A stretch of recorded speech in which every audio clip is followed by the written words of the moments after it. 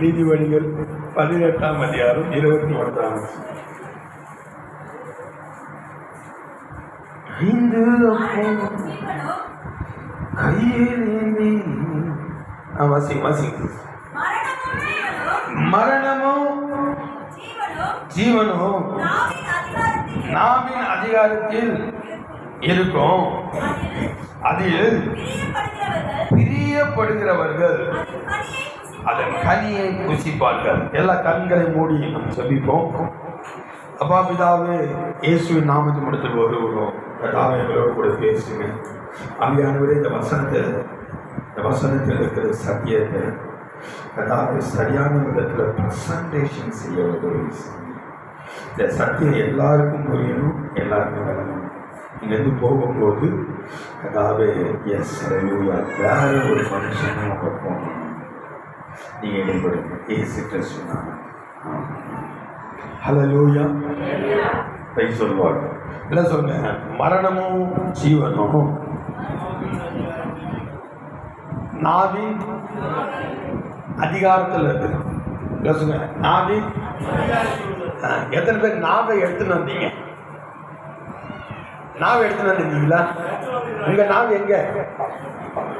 ஒருத்தர் தேர்றாரு எங்க? ஐயா, நாக்கியா? நாக்கு எத்தனை பேர் எடுத்துன்னு வந்தீங்க? எத்தனை வந்தீங்களா? எல்லாரும் தான் எடுத்துன்னு வந்தீங்க. சூப்பர்மா.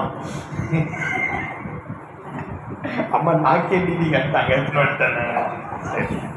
இப்ப மரணமும் ஜீவனும் எத்தனை அதிகாரத்தில் இருக்குதான் அப்படின்னா, உங்களுக்கு ஒரு நாக்குன்னு இருக்குது இல்ல, கர்த்தர் என்ன பண்றாராம், மரணத்தையும் ஜீவனையும் அந்த நாக்குல வச்சுட்டாராம். நாக்குல வச்சுட்டாரு. நிறைய பேர் சொல்றாங்க தலையில எழுதலைங்க. எங்க வச்சுட்டாரு? நாக்குல வச்சுட்டாரு. ஆமென், ஹல்லேலூயா. இன்னைக்கு நான் எதை குறித்து நான் பேச போறேன் அப்படின்னா, நான் ரட்சிக்கப்பட்ட புதுசுல எனக்கு என்ன சொன்னாங்க அப்படின்னா, கடவுள் ஒன்று சொன்னார்னா அது அப்படியே நடக்கும். கடவுளுடைய வார்த்தைக்கு வல்லமை இருக்குது. கடவுள் ஒன்று பேசினார்னா அது அப்படியே ஆகும் அப்படின்னு என்ன பண்ணாங்க, சொன்னாங்க. அது கரெக்டு தான். கடவுள் ஒன்று சொன்னார்னா அவர் சொல்ல ஆகும், அவர் கடவுளிட நிற்கும். கடவுள் ஒன்று பேசினார்னா அது அப்படியே ஆகும். எத்தனை வருஷம் ஆனாலும் ஆகும். அதுல எந்த வித சந்தேகமும் கிடையாது, எந்த வித மாற்றமும் கிடையாது. ஆனா என்ன சொல்லாம விட்டாங்க அப்படின்னா, கடவுள் ஒன்று சொன்னா எப்படி ஆகுமோ அதே போல நீ வாயை திறந்து ஒன்று சொன்னாலும் அது அப்படியே ஆகும். அதை எனக்கு சொல்லாம விட்டாங்க. என்னவோ சொன்னாங்க, அமெரிக்காவில் அது இருக்குது, ஆஸ்திரேலியாவில் இது இருக்குதுன்னாங்க. கடைசியில் என் நாக்கில் என்ன இருக்குதுன்னு சொல்லாம விட்டாங்க. கடவுள் ஒன்று சொல்றாரு, அது அப்படியே நடக்கும் அப்படின்னு சொன்னவங்களுக்கு நம்மளும் சொன்னாலும் அப்படியே ஆகும், அப்படியே நடக்கும் அப்படின்றது என்ன பண்ணல சொல்ல. அதுக்கு அப்புறமா தான் எனக்கு ஒருத்தர் காட்டினா பாருங்க, நான் உன்னை கண்டுபிடிச்சேன். என் வாயில எவ்வளவு வல்லமை இருக்குது, நான் பேசுற வார்த்தையில எவ்வளவு வல்லமை இருக்குது, நான் பேசுற அந்த வார்த்தை, நான் என் வாயிலிருந்து புறப்படுகிற அந்த வார்த்தை எப்படி என் வாழ்க்கையை கட்டி எழுப்பும் அப்படின்னது அப்புறமா தான் நான் கண்டுபிடிச்சேன் பாருங்க. என் வாயை சரி பண்ண என் வாழ்க்கையே சரியாச்சு. சொல்லுங்க, என் வாயை சரி பண்ணா பல்லு சொத்தையா இருக்குது, பல்ல புடுங்கிறீங்க. இந்த நாக்குல இருந்து சில காரியங்களை புடுங்கணும். ஹல்லேலூயா. இன்னைக்கு நான் என்ன பண்ண வந்திருக்கிறேன் அப்படின்னா, சில காரியங்களை இடிக்க போறேன், சில காரியங்களை கட்ட போறேன் அப்படின்னு நான் ஜெபம் பண்ணும்போது எனக்கு டேவிட் ஐயா தான் நாம வந்தாரு. அவர் வந்தவொடனே, ஐயா இதை வச்சிடலாமா, இந்த சோறை வச்சிடலாமா, ஐயா இந்த ஸ்லாபை வச்சிடலாமா, ஐயா இதை எதை பார்த்தாலும் வச்சிடலாமான்னு. ஏன்னா அவருடைய வேலை என்னன்னா ஒடுக்கிறது, கட்டுறது. இன்னைக்கு நான் கூட உடைக்க தான் வந்திருக்கேன். அதான் எரேமியா கிட்ட கர்த்தர் சொல்றாரு, இதோ கவிழ்க்கவும் நாட்டவும் இடிக்கவும் கட்டவும் நாட்டவும். சில காரியங்களை புடுங்கணுமா, சில காரியங்களை நடனமா. ஒரு ஊழியக்காரனுடைய வேலை என்ன, அவங்க கூட ஒரு நாத்து நடுற ஆள் தான். கலையை பிடுங்கி வந்து வந்து விதைய நடந்து வந்து அவர் கூட ஒரு மேஸ்திரி மாதிரி தான் செவுத்தை ஈச்சு புது செவுத்தை கட்டுற மாதிரி. ஹல்லேலூயா, பிரைஸ் தி லார்ட். சரி, ஒரு வசனம் திரும்புங்க. ஆதியாகமம் 1ஆம் அதிகாரம், ஆதியாகமம் 1:1-2-3 வசனம். ஆதியிலே தேவன் வானத்தையும் பூமியை சிருஷ்டித்தார். பூமியானது வெறுமையாக இருந்தது, ஆழத்தின் மேல் 3 காரியங்கள் இருந்துதான். என்ன இருந்துதான்? வெறுமை இருந்துதான், ஒழுங்கின்மை இருந்துதான், 3வது என்ன இருந்துதான்? இருள். எல்லாம் சொல்லுங்க. வெறுமை, ஒழுங்கின்மை, இருள். 3 காரியங்கள் வந்து இருந்துதான். எங்க இருந்துதான்? பூமியில வந்து இருந்துதான். தேவன் வானத்தையும் பூமியை சிருஷ்டித்தாரு. அந்த பூமியானது ஒழுங்கின்மையும் வெறுமையும் இருளா வந்து இருந்தது. அப்போ 1ஆம் வசனத்துக்கு 2ஆம் வசனத்துக்கு நடுவில் ஏதோ ஒன்று நடந்திருக்குது. அது பிளாஷ்பேக்ல தான், இன்டர்வலுக்கு அப்புறமா தான் பிளாஷ்பேக்ல சொல்லுவாங்க. ஆனா என்னன்னா, எடுத்த உடனே வந்து வேதம் வந்து சொல்லுது ஒழுங்கின்மை, வெறுமை, இருள். இந்த 3 காரியங்கள் இருக்குது. எல்லாம் சொல்லுங்க. ஒழுங்கின்மை, வெறுமை, இருள். 3 காரியங்கள் இருக்குது. இப்ப கடவுளை எப்படி அறிமுகப்படுத்துதுப்பா வேதம். இந்த இந்த இந்த உலகத்துல டைரக்டர்லாம் இருக்கிறாங்களே, படம்லாம் எடுக்கிறாங்கல்ல, அவங்கெல்லாம் ஒரு ஹீரோவை அறிமுகப்படுத்தும் போது எப்படி காட்டுறாங்க? அப்படியே தீப்பொறி பறக்கும், அப்படியே அவங்க வந்து 4 பேர் அப்படியே பூவெல்லாம் கொட்டும், அப்படியே வரும்போதே பறந்துன்னு வருவாரு. அந்த மாதிரி ஒரு ஹீரோன்னா அப்படிதானே காட்டணும். ஏன்னா ஹீரோ அப்படின்னா சாதாரணமா காட்டக்கூடாது. அப்படியே வந்து லிங்கி கட்டி நெத்தி குச்சின்னு உட்காந்துக்கிற மாதிரி காட்டக்கூடாது. ஹீரோனா எப்படி காட்டணும்? பிரம்மாண்டமா காட்டணும்ல. அதெல்லாம் எங்கிருந்து வந்தது? ஆதியாகமம் 1 அதிகாரம் பாருங்க. வெறுமை, இருள், ஒழுங்கின்மை, ஒரே குழப்பம், ஒரே இருள், ஒரே வெறுமை, ஒரு பெரிய ஒரு பிரச்சனை வந்து இருக்குது.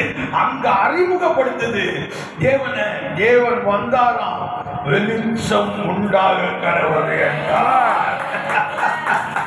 எல்லாம் கணக்குல தட்டி அவதான் அவங்க தலைவரை காட்டும் போது கிஸ்தி அடிக்கிறாங்க. நம்ம தலைவரை அறிமுகப்படுத்துது வேதம். நம்ம தலைவர் யாரா? அவன் வந்த உடனே இருளாக உலகத்தை வெளிச்சமா மாத்தினாரா? இருளாக உலகத்தை ஒழுங்குமே இந்த உலகத்தை ஒழுங்கா மாத்தினாராம். அப்புறம் இருளா இருந்த உலகத்தை தான் ஏற்கனவே சொல்லிட்டேன். இருளாத உலகத்தை வெளிச்சமாக்குறாரு, வெறுமையா இருந்ததை நிறைவாக்குறாரு, ஒழுங்கின்மையா இருந்தது ஒழுங்காக்குறாரு. அப்படிதான் அறிமுகப்படுத்துது. அப்படின்னா என்ன அர்த்தம்? இந்த உலகத்தையே இப்படி ஆக்குவேன்னா, உன் வாழ்க்கையில இருக்கிற இருளை நான் வெளிச்சமாக்குவேன், உன் ஒழுங்கின்மையை ஒழுங்காக்குவேன், உன் பெருமையெல்லாம் நிறைவாக்குவேன். இந்த உலகத்தையே என்னால் அப்படி ஆக்க முடியும்னா என்னால் அப்படி ஆக்க முடியும். அதுதான் இந்த 1ஆம் அதிகாரம் நமக்கு சொல்ற பாடம். ஆதியாகமம் 1 என்ன சொல்லுது பாரு. ஹல்லேலூயா. உலகத்தையே எப்படி ஆக்கி இருக்கிறான். அவ்வளவு பெரிய கடவுள்ரா நானு. வானம் எனக்கு சிங்காசனம், பூமி எனக்கு பாதபடி, நான் உட்கார்ந்து காலை நீட்ட இடம் தான்டா பூமி. அவ்வளவு பெரிய கடவுள் 10,000 ரூபாய் தேவையை சந்திப்பாரா? 10,000 ரூபாய் சந்திப்பீங்களா ஆண்டவரே? 10,000 ரூபாய் சந்திப்பீங்க. கண்ணை திறந்து முதல் ஆதியாகமம் 1ஆம் அதிகாரத்தை பாருங்க. நான் எவ்வளவு பெரிய கடவுள் தெரியும். இந்த உலகத்துக்கே படி அளக்கிற ஆளு நானு. உனக்கு ஒரு 10,000 ரூபாய் தர மாட்டேன்னா 10 முறை ஜெபம் பண்ற, 10 நாள் உபவாசம் இருக்கிற, ஒரு 10,000 ரூபாய் தர மாட்டேன். இப்ப அந்த ஜபத்துக்கு ஒரு 10,000 ரூபாய் கூட நான் வந்து தகுதி இல்லையா? ஒரு 10,000 ரூபாய் கூட என்ன விசுவாசிக்க மாட்டியா? ஊர்ல இருக்கிற தண்டல்காரன் கூட 50,000 ரூபாய் தண்டல் கொடுத்துட்டு போறாடா. அவன் மேல் வச்சிருக்கிற நம்பிக்கை கூட என் மேல வச்சிருக்க. ஆதியாகமம் 1 நமக்கு அந்த பாடத்தை சொல்லி தருது. ஆதியாகமம் 1 எடுத்து பாருங்க. வெளிச்சம் உண்டாக கடவுள். வெளிச்சம். இப்ப பாருங்க, இந்த நம்ம சர்ச்சில் லைட் வந்து எரியுது. இப்ப பாஸ்டர் வந்து லைட் உண்டாக கடவுது அப்படின்னு நான் சொன்னாரு. என்ன பண்ணாரு பாஸ்டர்? சுவிட்ச் போட்டார் இல்லைங்க. முதல் லைட் வரணும்னா எலக்ட்ரிஷியனை கூப்பிட்டு வரணுங்க. ஒயரை வாங்கணும், லைட்டை வாங்கணும். அதுக்கப்புறமா வந்து என்ன பண்ண முடியும்? ஃபிக்ஸ் பண்ணி ஒயரெல்லாம் வந்து இது பண்ணி சுவிட்ச் போட்டால் தான் அது எரியும். அப்போ இங்கே இருக்கிற இந்த இடத்த வெளிச்சமாக்குறதுக்கு ஒரு பெரிய வேலையை செய்ய வேண்டியதாக இருந்தது. இப்போ இந்த தெரு ஃபுல்லாக வெளிச்சமாக்கணும்னா தெருக்குள்ள லைட் போடுவாங்க. இந்த ஊர் திருவிழாலாம் வந்துருச்சுன்னா தெருக்குள்ள என்ன பண்ணுவாங்க, அங்கங்க கம்பியை எடுத்து கட்டி அது லைட் வந்து போடுவாங்க. அது பெரிய வேலை தானே. ஆனா உலகம் முழுவதும் வெளிச்சம் வேணுமா, இவரு உட்கார்ந்த இடத்துல இருந்துன்னு வெளிச்சம் உண்டாக கடவுது அப்படின்னா ஊர் ஃபுல்லா வெளிச்சம் ஆயிடுச்சாங்க. எவ்வளவு பெரிய கடவுள் பாருங்க, எவ்வளவு பெரிய கடவுள் பாருங்க. இந்த தெருவெல்லாம் வெளிச்சமாக்குனா எவ்வளவு வயர் தேவைப்படும், எவ்வளவு லைட் தேவைப்படும், எத்தனை ஆட்கள் தேவைப்படும், எவ்வளவு கரண்ட் தேவைப்படும். அவ்வளவு செலவு பண்ணி தான் ஊரை வெளிச்சமாக்க முடியும். ஆனா நம்ம ஆண்டவர் வந்தாராம், வாய தந்தாராம், வெளிச்சம் உண்டாக கருதுனாராம், வெளிச்சம் வந்துச்சாங்க. கடவுள் ஏதாவது ஒன்று செய்வார், கடவுள் ஏதாவது ஒன்று செய்வார், ஒன்னும் செய்ய மாட்டார். ஆயத்தந்து சொல்லுவார், சொன்னால் அது அப்படியே ஆகும். ஹல்லேலூயா, பிரைஸ் தி லார்ட். இப்ப இந்த ஊருக்கு ரோடு வந்து போடணுங்க, சரிங்களா? இந்த ஊருக்கு ரோடு வந்து போடணும். வந்து நீங்க என்ன பண்றீங்க, மனு வந்து கொடுக்குறீங்க. யார்கிட்ட? முதலமைச்சர் கிட்ட கொடுக்குறீங்க. முதலமைச்சர் மனுவை பார்த்துட்டு சரி நான் ரோடு வந்து போடுறேன் அப்படின்னு சொல்லிட்டு மறுநாள் பார்த்தா காலில் தார்பாய் எல்லாம் கட்டிக்கின்னு